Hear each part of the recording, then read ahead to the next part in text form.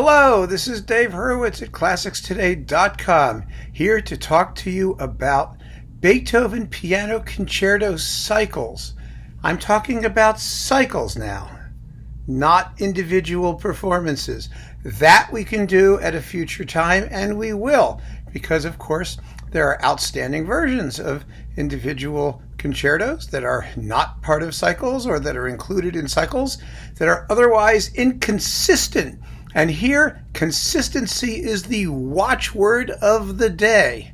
Now, I had a conversation about this topic with my colleague Jed Disler, who is the piano maven to end all piano mavens, and we had a remarkable, I would say, consensus about what the best cycles are, not necessarily the best performances.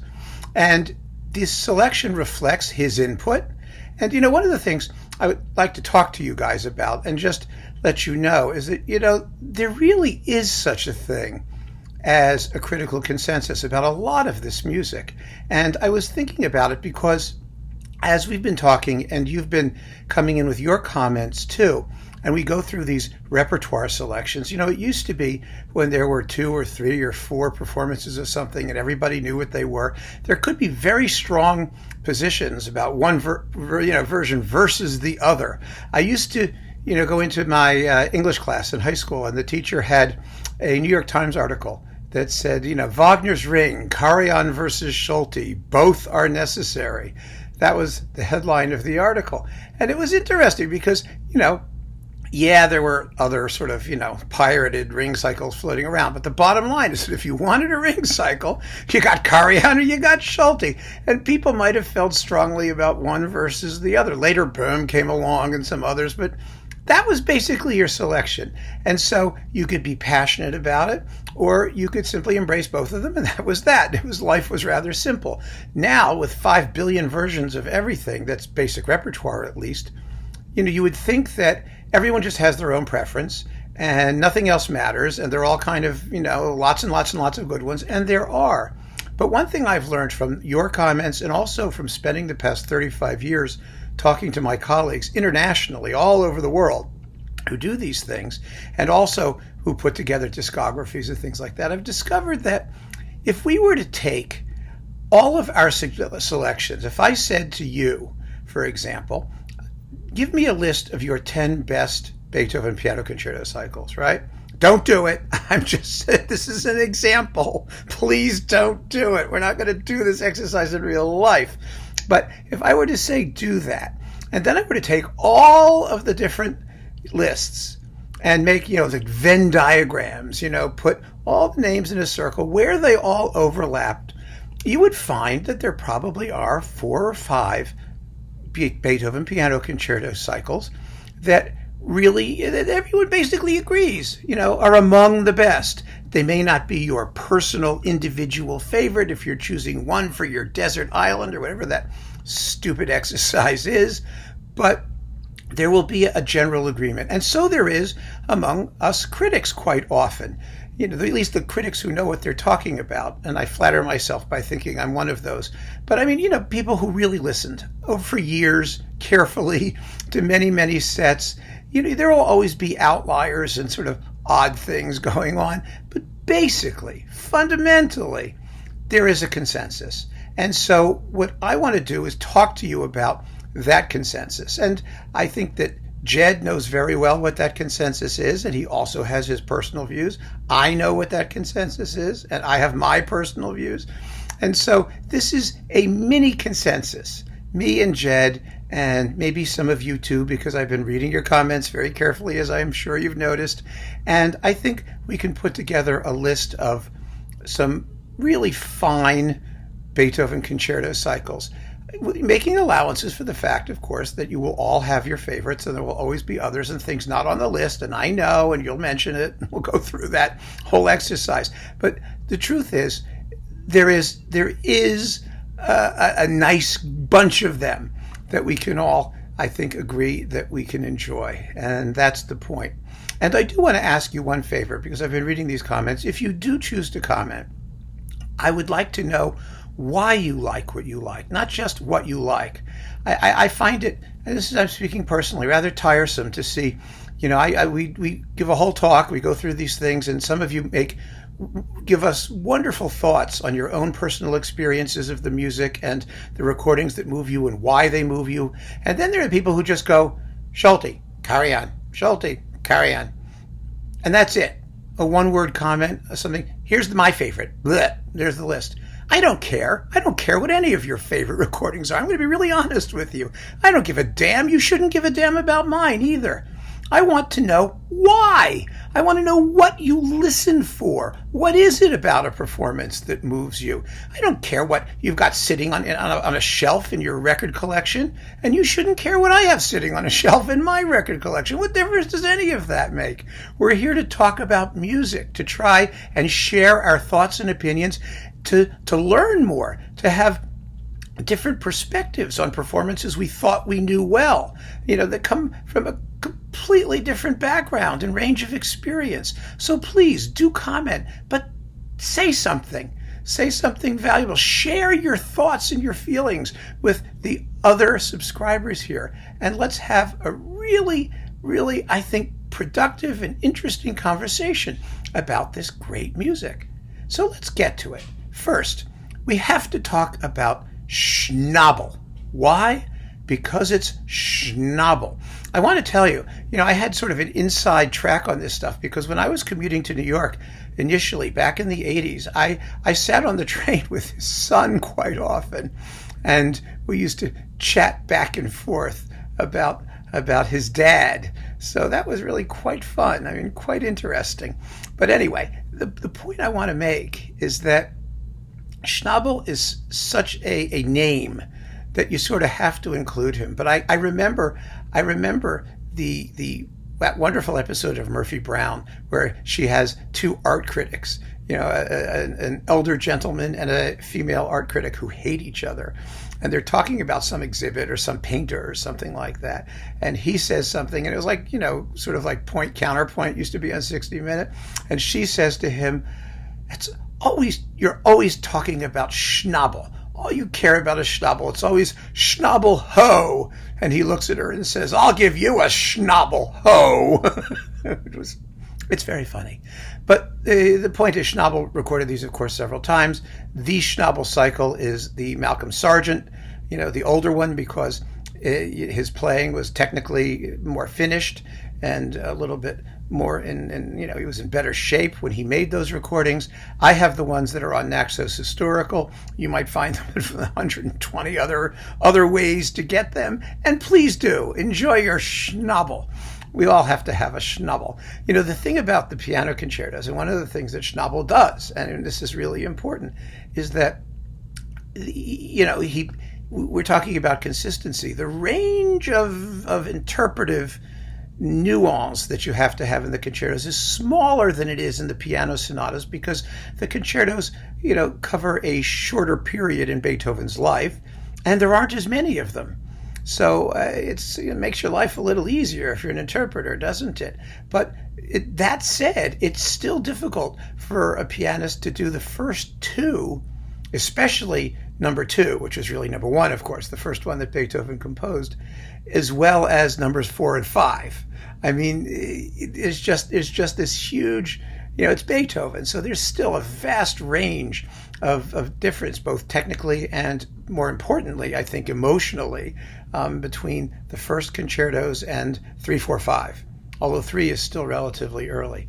So, I really think that Schnabel is one of those composers, of course, who encompasses, the entire range of emotion that Beethoven does while keeping each performance in scale. And Malcolm Sargent, who was nobody's idea of a great conductor, accompanies well. He was a good accompanist because he spent his whole life doing boring English oratorios. And so that made him, I think, a fine accompanist in theory. But after Schnabel, we get a couple older cycles that I want to talk about. One of them is Claudio Arrau. I, of course, love Claudio Arrau's Beethoven piano sonatas. His later ones on Philips especially because they're magisterial, and he was always magisterial. And you could argue that he was a good example of a pianist who was very good in the later works, but not as good in the earlier ones, because he tended to be rather serious and heavy, even in the earlier music. But this cycle, which is with Alceo Galliera on EMI, or now Warner, is the best of his Beethoven if you want consistency. I would not give up his late recordings of the fourth and fifth concertos with Colin Davis for anything, just in terms of profundity and gravity and unbelievably gorgeous texture. I saw him do the fourth live, and it was like one of the great experiences of my life. From the first note, just the way he hit the chord, it was extraordinary. But that's for older pianists of that generation, the older Ural cycle is better. However, we also have to talk about Rudolf Serkin, and I do not have the disc sitting by me. It's probably over in Connecticut in storage, but it's a fabulous cycle. And I'm not talking about the ones he did, between Ormandy and Bernstein, the ones on Sony. I'm talking about his live recordings in Bavaria with Raphael Kubelik on Orfeo. That is a great piano concerto cycle. Jed was very excited about it when it came out. So was I. We talked about it quite thoroughly at the time. It really represents the best of Serkin, and it's a later one. I mean, Serkin was getting up there, but he still had his full technique.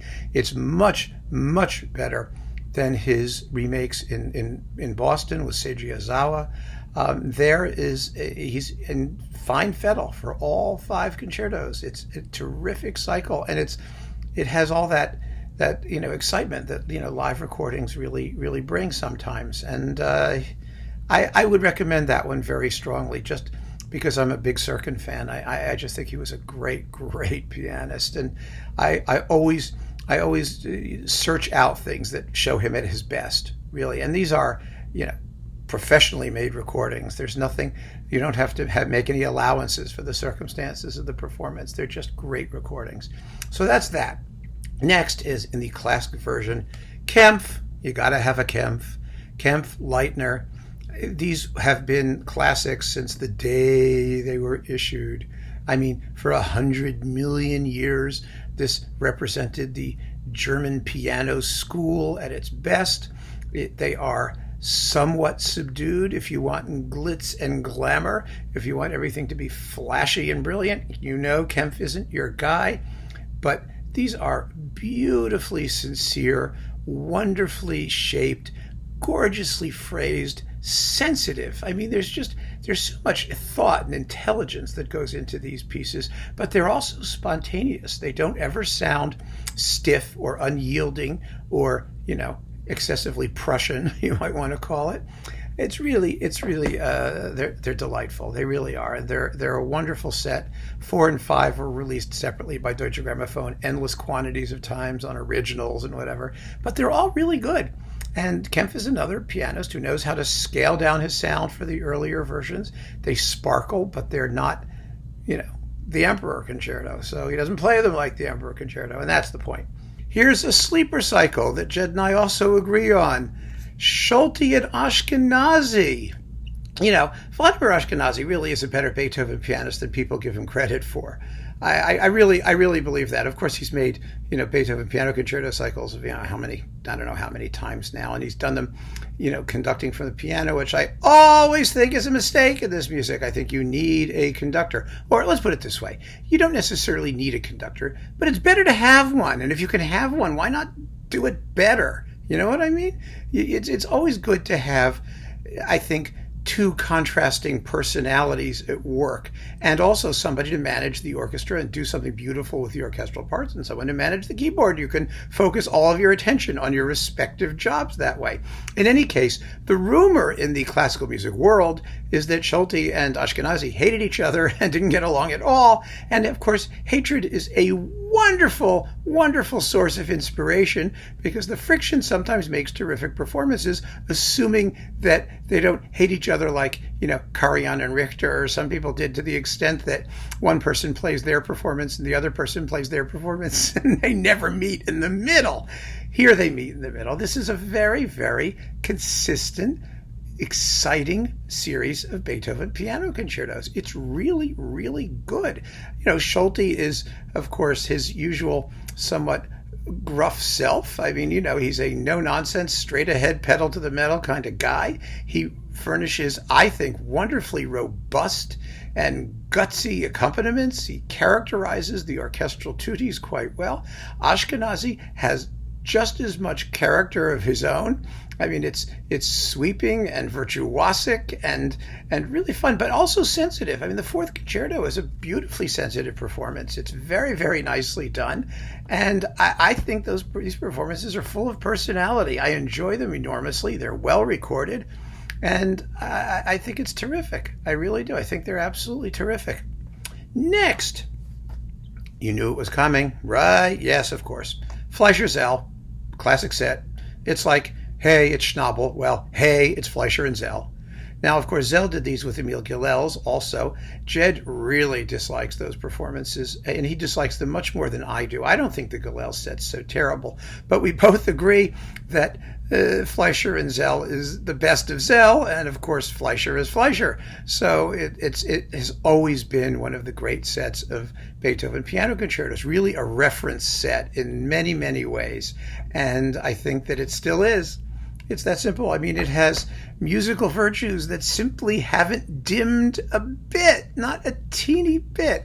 The best orchestral accompaniments, probably, and Fleischer in his prime, you know, full of spontaneity and wonderfully sensitive shadings and dynamics, especially in the later concertos. But the first two are buoyant and crisp and delightful, and it's a wonderful, wonderful set.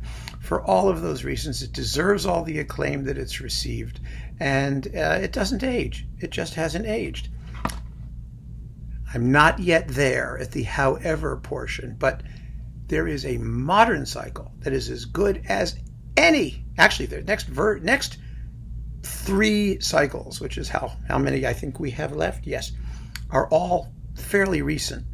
But for sort of big orchestra, romantic style performances, but that are also enormously consistent and do justice to the first 2 concertos, I think sort of the modern traditional cycle, if you want to call it. I mean, it sounds so bad, doesn't it? It sounds like it's tired and lacking in inspiration and spontaneity, and it's not. It's gorgeous. It's Mitsuko Uchida with Kurt Sanderling. This is such a great cycle. Every single, you know, it's very serious. I would rather call it serious than traditional, if you know what I mean, because it sounds like the playing, you know, it matters. It matters. With Uchida, you know, the playing has sort of Claudio House seriousness, but also lightness of touch, you know, a greater lightness of touch. And Sanderling, of course, was Sanderling. Everything he did was serious. So, you know, it's wonderful to hear these 2 artists play off of each other, because Uchida is what a soloist ought to be. She has a complete solo personality. She plays off of the accompaniment. Sanderling provides this framework, which is incredible. It's rock solid. It's rock solid. Maybe a touch lacking in humor in the earlier concertos, but she has it. So because she has it, the performance and the interpretation create a unique vision of each concerto. And it's a wonderfully, wonderfully consistent, beautifully sculpted, wonderful cycle from the first concerto all the way through to the 5th. However, now we're in the howevers. You may wonder what's happening with the period instrument people. Well, I can tell you very honestly, there is no great Beethoven piano cycle played on a forte piano. There are a lot of horrible Beethoven piano cycles, including, let me see, is it up there? I have still, like, I did my talk on the worst Beethoven concerto cycle. Here it is. And here it is. Remember this thing? Remember this horrifying mess with Arthur Schnickerdoodle, or whatever his name is here, Schunderverd, you know, Schnicker, whatever, with Cristofori on historical instruments, where they did the piano concertos in a bathroom with 6 players and a forte piano all squeezed into the bathtub. Whatever they did was horrifying. Horrifying! Let me put it back. I save it as a party record. I really shouldn't, but I do. I should just get rid of it. But the point is that the period instrument folks have achieved wonderful things in accompaniments, not such wonderful things in solo instruments. And just as there is only one great piano sonata cycle on forte piano, that's Ronald Brautigam, who has just made a new Beethoven concerto cycle. He did them once with Andrew Parrott, where he had a modern piano and kind of period-y style, which was good actually. I mean, I enjoyed it, but he's redone all of the concertos with a period instrument accompaniment and a forte piano, and we have to wait and see how that sounds. I have it. It's sitting in my pile. It will get an individual review at some point. But there have been marvelous Beethoven piano concerto cycles that apply historically informed performance practices to modern instruments or to performances on modern pianos. And one of them is this one. This is a series, but I have one disc here. This is Boris Berezovsky with Thomas Dalsgaard and the Swedish Chamber Orchestra Örebro, wherever that is. I mean, I know that all of you Swedish people know where that is. But this is a whole wonderful cycle. It's all the Beethoven orchestral music. And this particular cycle comes with the piano version of the violin concerto because they never made the violin concerto as part of this cycle. So you get the same music only with the piano version, which is kind of nice to have. Now, these are on CMAX, and I don't know what the deal is with distribution. I know that some of them are available, but not all of them. So there may be some difficulty getting them, and they're quite pricey. It may be easier to find them as digital downloads. I'm sure you will all know where to get them, and that's one way to do it. But Berezovsky is wonderful, and the approach is 100% consistent. It's that sort of driving, exciting, tense, vivacious period instrument type approach toward the accompaniments under Dalsgaard, and I like it. I really do. I think as an accompaniment to a fabulous modern pianist who can also scale down the tone of the instrument a little bit, but otherwise, it's Beethoven. You can pound your heart away. It doesn't matter what instrument you use. It's just the question of whether the instrument can take the punishment or sounds like it's going to fragment into a million little splinters. Berezovsky's is wonderful Beethoven cycle, and like I said, admirably consistent beginning to end. Doesn't mean every concerto sounds the same. They don't sound the same, but they sound equally well, and that's the point. However, now we're at the final however. If you want a Beethoven concerto cycle for the ages that's new, there's still great music making. I never tire of saying this. There's great music making going on out there. I grew up with these people who are like still hauling out 78s going, oh, nothing's been as great as something done in 1926 with it. Nonsense. Greatness. Here you go. Yefim Bronfman and David Zinman. This is the big box, which is a great box worth having. You get the symphonies and the concertos and, a bunch of other stuff too attached to it. This is a wonderful, historically informed, inspired concerto cycle on modern instruments because it's the Tonhalle Orchestra of Zurich playing with amazing rhythmic acuity and definition, but with the weight of tone and intensity that balances very well the sound of a modern grand piano. And you have Yefim Bronfman, who is really just a wonderful pianist that it's funny, he doesn't seem to get a lot of mention, but he did. Remember his Prokofiev piano concerti were just terrific. He made a lot of really good recordings. He did a bunch of things with Esa-Pekka Salonen, that were terrific, and nobody seems to care. Well, let me tell you, you better care about his Beethoven, because these are spectacular performances. There is not a single weak moment in any of the 5 concertos. And they're so refreshing. I mean, you just come away listening to them and you just feel good afterwards because there's so much life and vitality and so much wonderful give and take between the solo and the ensemble. The interplay is just tremendous. And the recordings are gorgeous. They're beautifully, beautifully recorded. If you want a modern Beethoven concerto cycle, and Jed and I agree about this. We do. Here you go. It's Bronfman and David Zinman. And because this is so terrific, who would have noticed, with all the welter of junk coming out these days, there's always a gem somewhere buried in this heap of mediocrity, which is, par for the course. Most things are going to be average, right? But every so often you get a jewel, and it just makes you feel good about life in the universe.